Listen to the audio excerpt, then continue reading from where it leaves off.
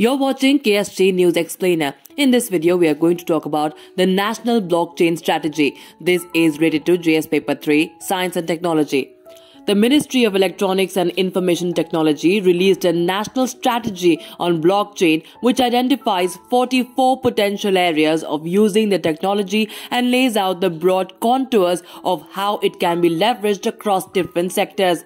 Now, what the strategy said: the sectors where blockchain models have applications have been identified as education, governance, finance and banking, healthcare, logistics, cybersecurity, media, legal power sector, etc. The strategy will work with various government organizations and other stakeholders in implementing this strategy and realizing the various advantages of the blockchain technology in terms of enhanced security, trust, and its ability to ensure tamper-evident transactions.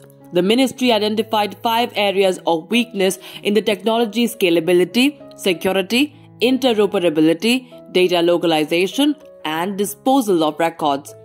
Key challenges to such widespread adoption are adoption of the technology, regulatory compliance, identification of suitable use cases, finding the right data format, and awareness and skill set.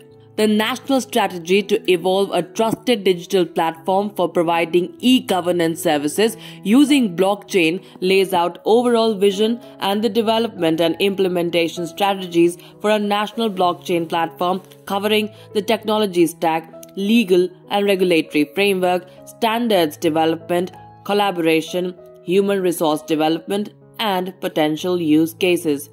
Now, what is a blockchain? A blockchain is simply a shared ledger or database that can be accessed, filtered, and manipulated quickly and easily by any number of users at once. It stores information in groups called blocks, which have a certain storage capacity.